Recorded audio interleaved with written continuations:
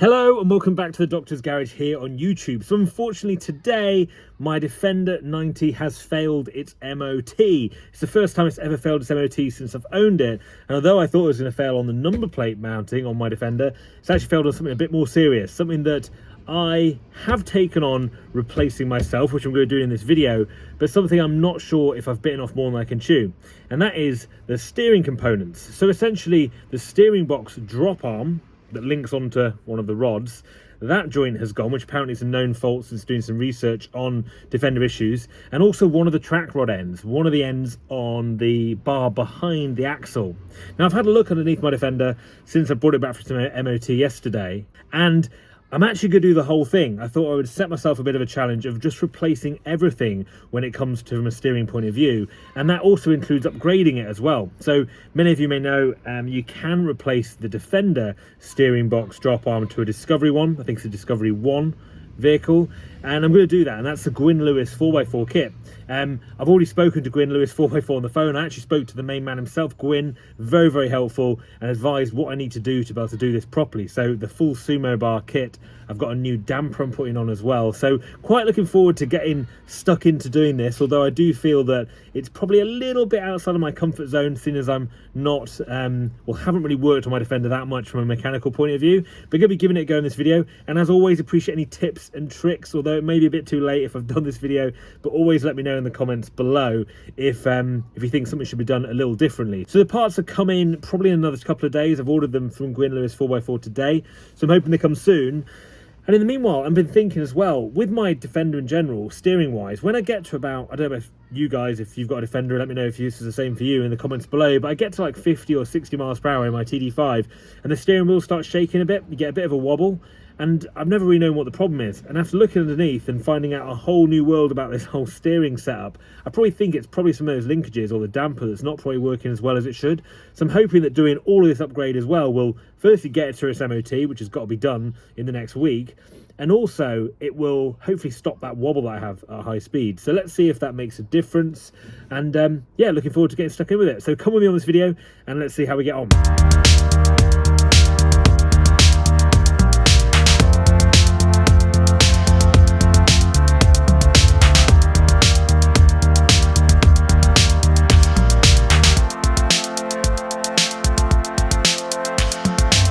The wheels off, and now it's on the axle stand, so you can see the steering drop arm is just there. That's what we're going to be replacing. You can see where that's worn just there, where you've got the split in that joint, and so we're going to be replacing that. This is the old damper, we're putting a new one on, and we're doing all the track rods as well at the same time. So apparently the hardest thing is just to get that drop arm off. I've got a little tool today, it's going to make that a bit easier, so let's see how we go with that. But it all looks at the moment okay. Certainly the nuts don't look that old, they look like they've been done before on this track rod end as well. You can see not too bad, so I'm hoping that won't be too much of a bad job to do. Let's see how we get on, because I imagine the hardest bit of this job is going to be getting things off it. So we have the Discovery steering box drop arm. You can see it's a lot straighter than the sort of swan neck one that comes off a Defender. So that's that, and that's also got that massive nut in it too, and also that washer that you bend over. I've gone for the Lemford track rod ends, so that the track rod ends are these bits that go on the end of your bars, and I've gone for these. These are the most expensive that Gwyn Lewis 4x4 do, but I wanted something that was going to last, and these have all been greased. They feel very solid, very well made, so I'm looking forward to fitting these on. I'm hoping not to have to do this job again anytime soon, so I thought for the extra £20–30 it was to get Lemford track rod ends, I'd go for these. And bearing in mind I don't use my Defender off-road that much at all, so I don't want something that's going to be that tough to resist off-road use, but just wanted something good. Got some bits and bobs there from Gwyn Lewis too, and then also it has the instructions I need to take a look at and understand. Also, you've probably seen I've got a new steering damper. This is an old Man Emu one. It's the one that Gwyn Lewis 4x4 stock, and this is what I'm going to be replacing my old one with, and I think this will make a difference because mine looks pretty tired, to be honest. And if there's anything to go on my shock absorbers were like on the tyres and wheels, this will make a big difference. Finally, I've also got one of these, a steering drop arm puller, which are quite expensive at like £40–50. But I understand, after watching Tirsbuck TV, that this is pretty much an essential bit of kit to get your steering drop arm off. So that's going to be what I'm going to use today. I'll probably be selling this after this video, so let me know if you want one of these. We're just leaving that steering arm until I've got a few more bits sorted. So I've managed to take the nut off the track rod end, and we'll do the other side as well. And just taking all the components off really. Again, taking the nut off this point as well, which is the front one that goes up to the steering drop arm and also the damper as well. So just getting it all freed up to start with before then tackling that drop arm once I've got the correct socket for that, because it's quite a big socket that you need. It's bigger than a I can't remember exactly what it was, but I'll go get one from the local shop and I'll show you guys when I get the right one. So just got the track rod off, and you can see, I didn't even realise, but this is actually a little bit bent, so it's definitely been banged on something in the past. This is the one that failed its MOT, had the white chalk marking on it. So I'm quite pleased with doing the whole lot, to be honest, because you can see that's not that straight anyway, and so it will be making a bit of a difference to how this drives. So now these are independent. Track rod's come off there. We've obviously got the front connection as well on here, which goes onto the steering drop box arm. I'm kind of working my way through this, never done this before, so a whole new experience and trying to work out how this is all going to go back together again. But I have taken some photos before just so I know. So next, I guess, is to get that steering drop box arm off. Steering drop arm, that's the one, yeah, off there. So gonna need to go get some tools to do that.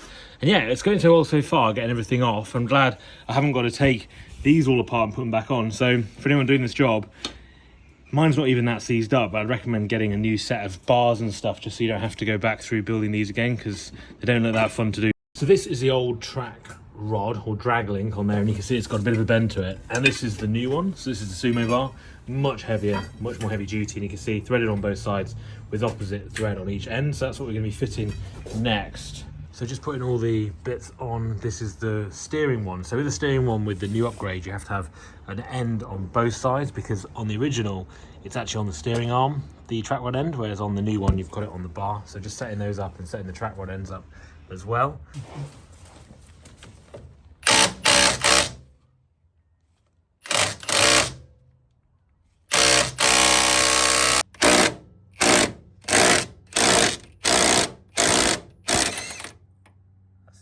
Taking the nut off now, off the arm, you can see, and now we're going to get the puller tool. So the puller tool, I believe, clips straight up here around the drop arm. So up on top of the drop arm, on those little ledges.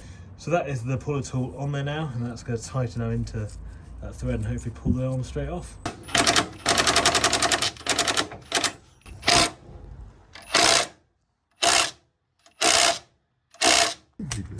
Oh, there we go. So that's the splines now, and that's the arm dropped out. So that tool was good, but we need to use a hand wrench to actually get it to come off. Putting the new Discovery drop arm on, using the screwdriver just to line up with that back hole, and then sliding the new arm over. So the steering arm is now onto that, and we're going to put the new washer on and the new nut, which will then mean that the steering arm is about right. And it does say in the instructions this should be pointing slightly towards the driver's side, which it does now, so I believe that is completely straight. So just putting the new nut on there, and you can see it's getting tighter and tighter going up towards the steering box, so just going to keep tightening that up, and then that will make it nice and tight, and then bend that washer over to lock it in. So all the parts are now fitted. They're not completely tight, but we've fitted them anyway. So this is the new steering arm. It doesn't quite go as far up as it probably should do. I'm going to go to my friend who's got a garage, see if he can tighten that nut a bit more. It should be 176 Newton meters, and it is well over that, but still, you can see this little gap at the top isn't quite shut, so going to be doing that. The actual bar itself is in. They look amazing, these new Sumo bars, much stronger, much more robust than the last ones. And they go onto there, done all the split pins and stuff on there, so that's really good. And then on the back, on the track rod as well, that is all done and fitted well. Bars look so much better than the old original ones, so stronger, and just hopefully last a lot longer. And all the new track rod ends, again, haven't tightened these up completely yet, so these are still loose because I'm just waiting to tighten these up, make sure I get the sort of right measurements. I'm going to put the wheels on first and see if it does look straight, and then we can just make those fine adjustments to some of these areas here. But overall that's all done, and we're going to fit the damper after that. All the old parts have come out, you can see, certainly seen better days of the damper. Doesn't look too good there. And this was the old arm here, and you can see why it failed its MOT with the state of that. So I'm hoping with all this being so rough looking, hopefully the new components will actually make my Defender drive a bit better too, so that should be good to see.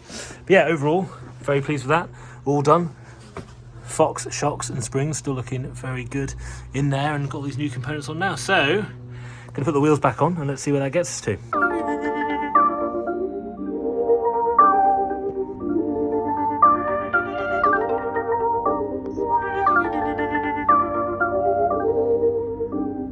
So that's been a good day's weekend, getting everything sorted. I've finally managed to fit it all, really happy with how it's gone. But now is a test to see, get it on the road, get it MOT'd and see if that wobble in the steering is gone. And that is going to be in my next video. So make sure you subscribe, like this video and let me know what you think in the comments below. And I'll see you guys in the next one.